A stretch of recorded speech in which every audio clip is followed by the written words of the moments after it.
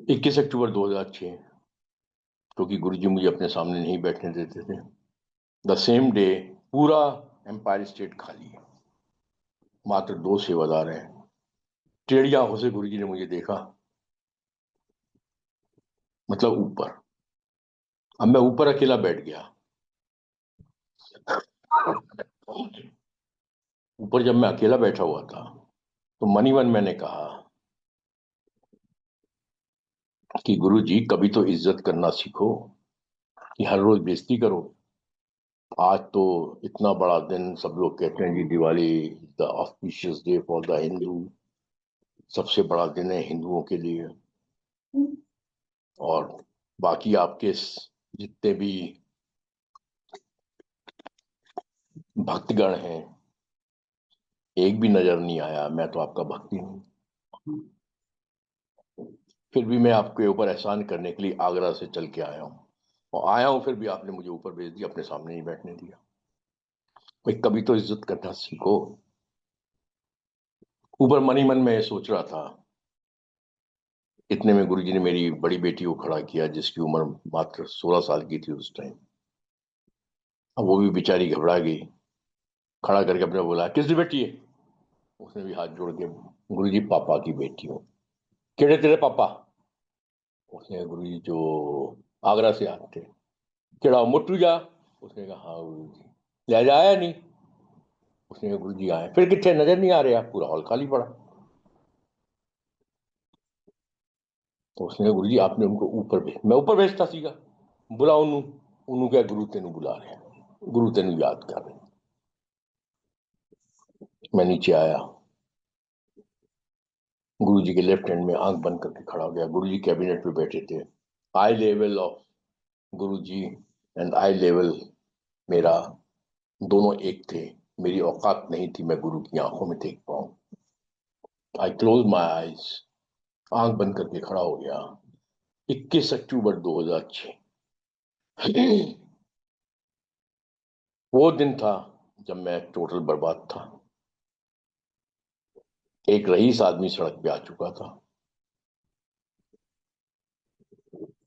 2003 में गुरुजी का स्वरूप देखा था।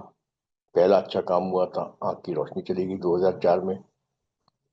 1.5 पौने 2 साल तक के बाद 14 फरवरी 2006 को मैं बर्बाद हो चुका था। 21 अक्टूबर 2006 को भी मैं बर्बाद था, करीब करीब। मेरा और गुरुजी का आई लेवल एक है।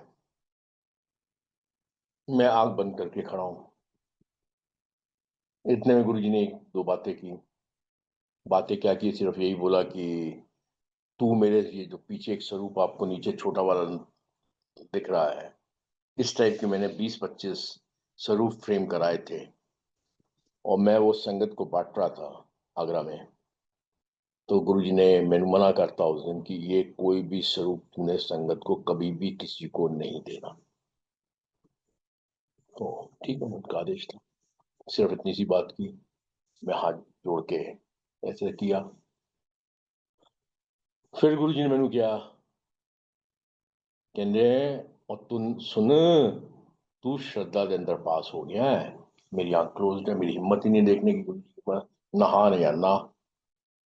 फिर कहते तू सोया नहीं, तू श्रद्धा के अंदर पास हो गया। फिर मेरी हाँ या ना कुछ नहीं। फिर कहते सुन ले, तू श्रद्धा के अंदर 100% पास हो गया, बह जा मेरे चरण आते हैं। अब मैं ऊपर से नीचे आया, गुरु जी के चरण छू, मैं नीचे बैठ गया।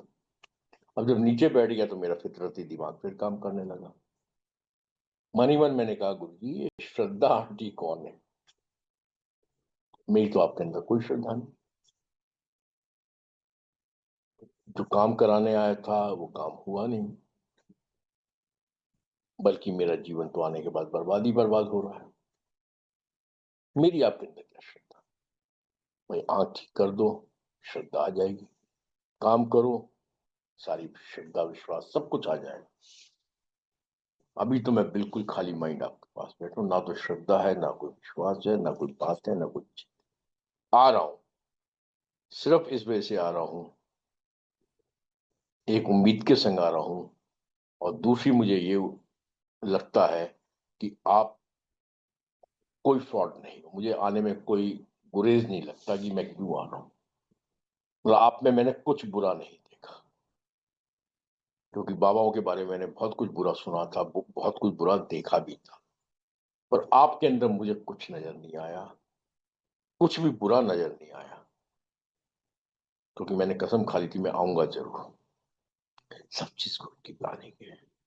हम कहते हैं ना टाइम नहीं, टाइम बहुत जरूरी है, इवेंट्स बहुत जरूरी है। जो हम लोग शब्द बोलते हैं, तोल मोल के बोलते हैं, मैं अपनी बात कर सकता हूँ।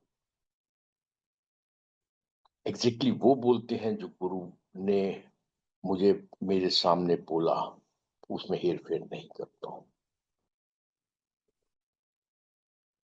बहुत जरूरी है ये इवेंट्स और ये तारीखें, क्योंकि जब मैं बर्बाद था तब मेरे गुरु ने मुझे कहा तू श्रद्धा में पास हो गया।